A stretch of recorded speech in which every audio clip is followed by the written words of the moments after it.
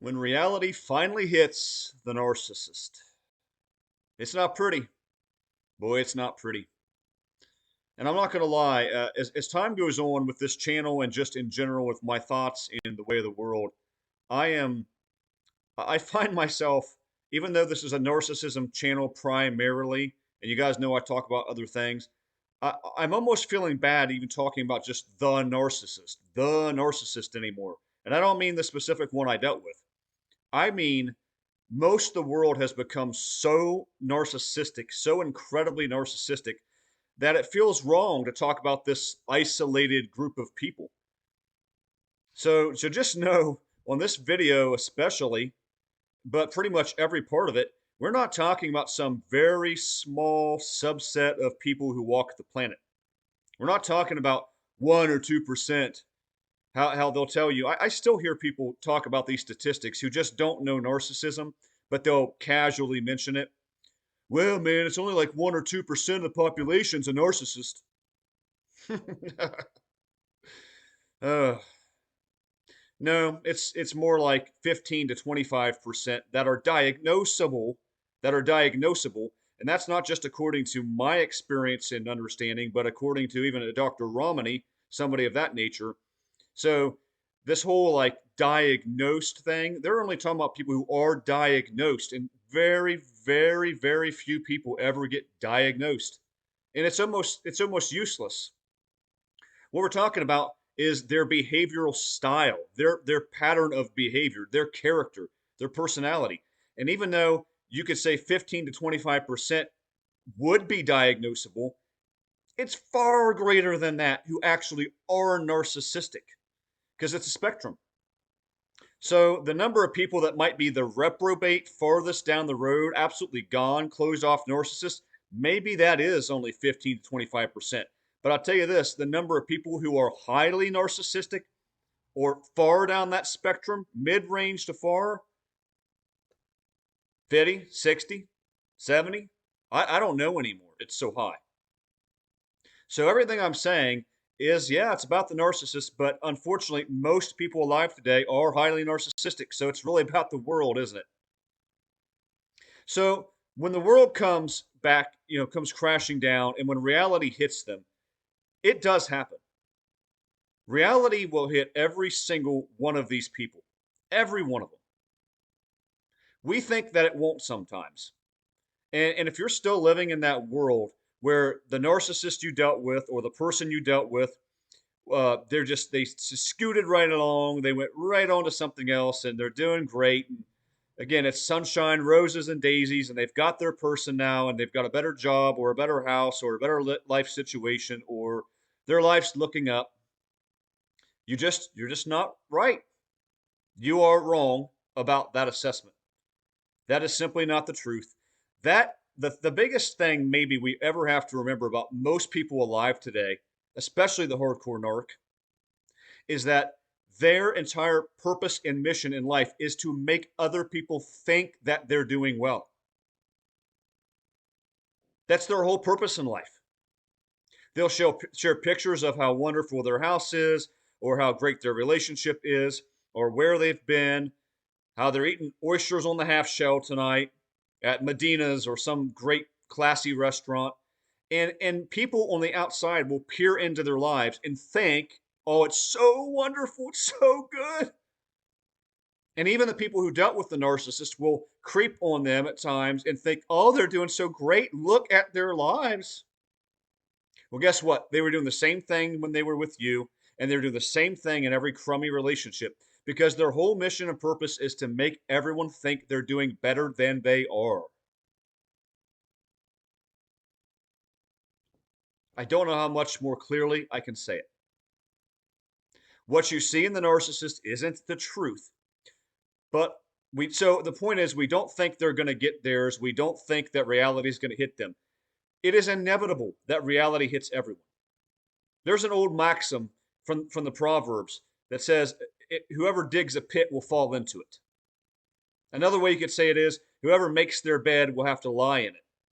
Some people of the world, even on narcissistic channels, which I hate this, they call it karma. They're going to get their karma. They're going to get their karma. It's not karma. Karma in classical thought is this undirected, mystical, universal force. Well, let me tell you, the universe has no power. The universe is not conscious. It's not deciding anything. But what has happened is God has set the world up in such a way as sometimes he administers justice directly, but he set it up in such a way as there is cause and effect. And so when a person lives a crummy, shoddy, despicable life, they're making their bed or they're digging their pit. Sooner or later, as a matter of necessity, logical necessity, they will fall into that pit or lie down in that bed. They have to. They have to. And I'm not just talking about the afterlife, and I'll get to that at the end, but I'm talking about here and now. So you might see people who live well for a while. You might see despicable people who are in at least some semblance of a decent relationship for a time. I mean, even with us, it was good, wasn't it? With the narcissist, it was good for a little while, just a little while. That rosy honeymoon initial love bombing stage, right? But it doesn't last. It does not last with these people. It will hit them. Because this is the thing I'm really stuck on recently that I'm trying to get across to everyone I can. Most people today are living their lives as though the world and their lives is a giant game. It's just this game that continues to go on and on and on. And they can play with people's emotions and they can be in this situation and then be out of that and then get with that person and leave that person and come back to them and toy around and triangulate. And they can be cutting and critical and blow something up with that person and then try to get them back later while they're segueing and monkey branching over to this person. It's just this big game. It's just this giant game.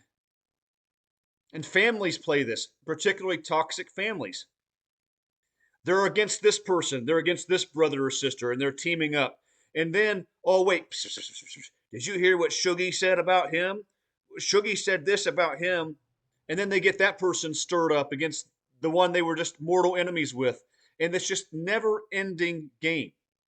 And I've seen that in my extended family. And many of you have. Most people have. They just play sides, they play games, they get people stirred up against one another. It's a temporary ally, then it's a temporary enemy, and they think everybody's just going to continue to live and have more years, and they're going to continue to live and have more years, and it'll go on and on and on. As they're living like adolescents, they're living like teenagers, they never grow up. They never grow up. That's why a lot of times you'll deal with people who are your age or even older or near it, and you'll think, I swear I'm dealing with somebody who's like 16, 17. So many people are stunted today. So many people live as if they're 14 to 17, 18 years old, and they never get out of it. And they're playing these little high school games of, I like you, but I'm going to be mean to you, and I'm going to ghost you so you'll chase me, but then I'm going to come back, and then I'm going to mess around with this person, and it's just these high school, very immature high school games. And we're talking about people in their 30s, 40s, 50s, more. This is the world we live in today. They think it's a game that will never, ever end. They think tomorrow is guaranteed to them. They think there's always going to be another person to triangulate. I can blow things up with everybody I meet because there's always going to be somebody else there next waiting in the wings. And I'll just set them up and knock them down. Set them up and knock them down. This is an amazing person. I just met what is truly an absolutely amazing person. I don't care. There's plenty more where that came from. I'll meet somebody better than him. You better believe I'll meet somebody better than him. There's better out there. There's always better out there. Well, I really like this person, but they're just giving me too hard a time. They're not letting me just run roughshod over top of them.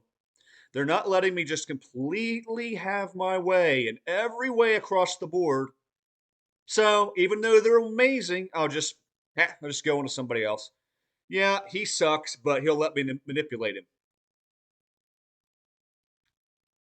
Most people today crave power and control above everything else. I've made videos before about this, and I know some people disagree, and that's fine. The main reason why the narcissist and most people today do these silly antics and games and manipulation and all of the things that people do is because they're trying to get the upper hand in every situation. It's the truly powerless trying to obtain power. It's people with no control wanting to obtain control. I've heard people say this directly. I've dealt with individuals who I called out for playing endless games, and what they literally will say is, well, I do that because it gives me a little bit of control. It gives me a little bit of control. Yes, this is why most people do the things they do. It truly is. And all of this comes back onto them because this giant game that they think they're playing, where everyone's disposable, they're the main character in their own universe in this giant story, they are the central figure, and everything else just revolves around them. They're here for this reason, during this time. I want them here for this purpose, and I want them there, and you be here. Hey, here's your role. They're like the director and the main character at the same time. They're literally going through the world, moving as though they are the only person that matters at all. And everyone else is just there to placate to their needs. And they're the director. Snap, click, you do this. You, more lighting. I need this. You here. You here. I want a relationship with you for a little bit. Now I don't. Then I want to come back. Now you, I've been grooming you. Now you hop in place. I want you here. Don't be too needy. I want you right there. Just right there. Oh, wait, I'm coming back to you. Get back here. I kid you not. This is how people behave today. I have seen it with my own two eyes many, many times. And they think that this world, this game, this movie goes on forever. And they're just dead wrong. Because reality is going to slap them upside of the head in many ways. The narcissist, as they get older, they do lose supply. Everyone does. You know something? I don't know. Most people apparently don't understand this. Everybody ages. You are not always going to be that pretty, frilly, sassy little charmer that you were when you were 20 or 25 or even 30. And some people look great at 35 and even 40 sometimes. Usually not, sometimes. But that all ends. Those looks just flat out dissipate as time goes on. And the people that used to be attracted, all this attention, validation, that starts to dry up. And the validation attention that they do get is not of the same quality and substance that it used to be. But they think in their delusional minds it will always be there. I'll always have them and them and them right where I want them. And if they don't do what I say, I'll have more in the next, in the next, in the next. And do you know, for most people today, who the very best individual, the most appealing person, the most relationship ready partner, the greatest individual that they could ever meet. For most people today, do you know who that individual is for them? It's the person they haven't met yet.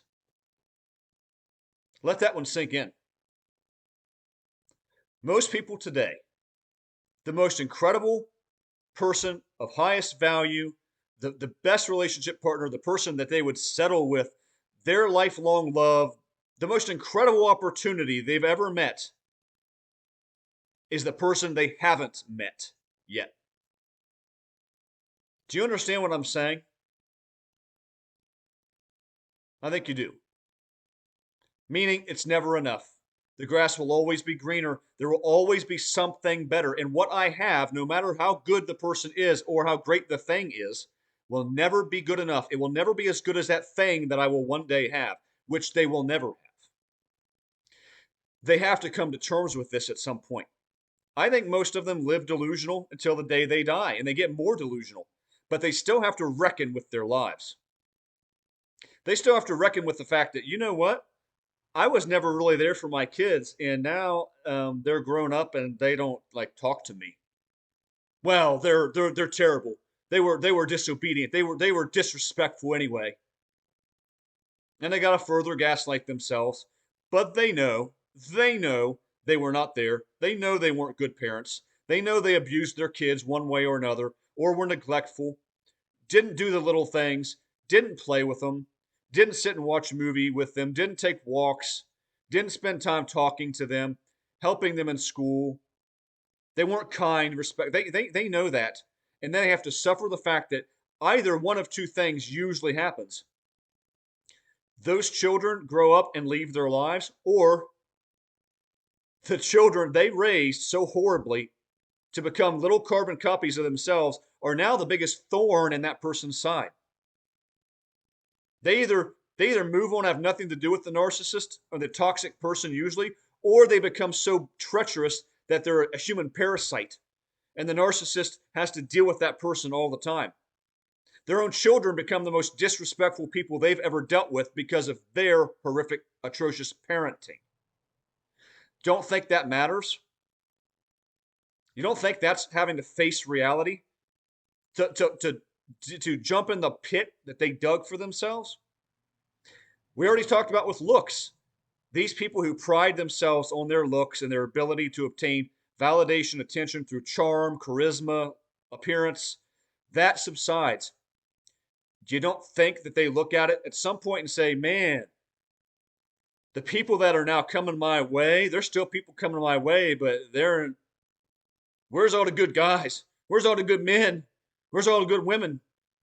Where are those people I used to pull years ago when I had more going on in my life? They're gone. They blew through those. They wasted the best years of their lives when they could have had numerous good people, had numerous chances probably, blew all of them up, and now they don't have them. Good individuals, truly good, wonderful people to be with, they don't care anymore. They've moved on. They've got somebody or they're happy single, but they don't want you anymore. That is reality slapping the narcissist directly in the face, and that happens to all of them. I don't care which one you're talking about. They all lose the better supply they have as they get older. They all lose it because they get nastier, filthier, worse looking, more baggage, more corrupt. And one of the biggest things the narcissist ever has to come to terms with in this life, and this is the biggest one. This is the biggest one. When they come to understand through age, through wear and tear, through losing supply, losing relationships, children, the whole nine yards, at some point, they have to face, in whatever capacity of sanity they have left, they have to face the fact life wasn't a game, and I lost anyway. In other words, this whole thing is winding down. All these individuals I had in my life, all these situations, opportunities, work and family and kids and romantic partners and friends and all these situations they juggle and they take it for granted, and they abuse the people and they triangulate people and they do all this nonsense, these games. Like little satanic prankster children is what the narcissist and most people are today. They come to terms with the fact that all this stuff I've been juggling, fewer and fewer balls all the time. And now they're sitting there with one ball. The game is winding down. The carnival is closing down.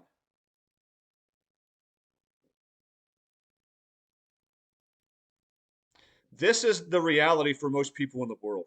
And they live completely oblivious to the fact of how precious their time is, how precious life is, how finite a time we have here on this earth, and what a decision proving ground it really is, and how this little blip of time paves the way for this massive, massive stretch of time that comes in the hereafter. And that gets to the last point and the most potent. Reality, whatever capacity it hits people in this life, and it does, as I mentioned, it does, No matter what else, no matter what degree they suffered or they experienced the slap in the face of reality, everybody gets it equally and justly in the end. Every man and woman will be held to account, will stand before God's tribunal and give account of herself or himself to God. And God already knows your works and our works and my works. But we'll all have to face it. There is no way out of that.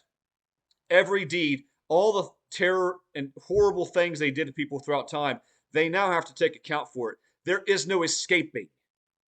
There's no escaping it. And then they'll have to live in the knowledge, and I do believe this, they'll actually have to live with a clear mind at the end, after the judgment, when they've been sentenced to everlasting condemnation. They will have to sit there, worst of all, by themselves. Not with the supply, not getting all the supply and sources, and they'll have to reckon with themselves, and they'll have to do it with a clear mind. See, that's the curse. That will be their curse. It's a blessing to us to have a clear mind. It'll be a curse to them to have one, because then they'll have to reckon with everything they did, and they'll have to look back and peel the layers of the onion back for all eternity. I did this, I blew this up, then there was this, and I did this with this person, this, and this, and they'll also have to reckon with the fact that God threw them a lifeline over and over and over and over. And every single time they looked up, they spit in God's face and threw the rope up at him. I don't want it. I don't want your lifeline. I'm not going to kneel before you. What do you think? Now, it's not so funny, is it? It's not fun. It's not a game any longer. You lost. This is exactly what most people in the world are going to experience. It really is. And think about how sad and how tragic that is.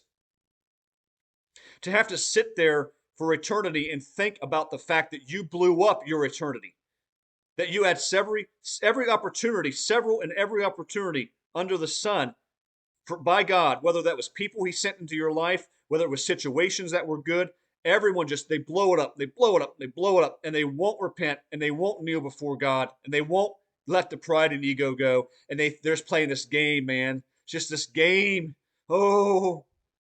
And they couldn't see for one split second that all of that's finite and useless and futile. And now here's the reality, the everlasting reality. Yeah, the narcissist and everybody else, reality is going to hit them in the face. It's going to slap them really, really hard at times in their lives. And the hardest of all, the mega smack at the end when they realized it wasn't a game and they lost whatever game they were playing. And now they have eternity to think about what they did and how they could have been in such a different situation the whole time. So, yeah, it'll hit reality. Reality will hit them hard, I should say. My advice to you guys is what I'm trying to do whenever I can. Tell people this. You're not doing anybody any good by sugarcoating or pretending the life they're living is fine, pretending that they're doing things the right way or that they're going to have this great eternity, because they're not. You're doing them a disservice by not telling them the truth. Will they accept it? Will they take it? Probably not. But at least they know. At least somebody told them. So anyway, guys, I hope that you enjoyed this video. Drop comments below if you did. Come at you with another one soon. Until then, God bless.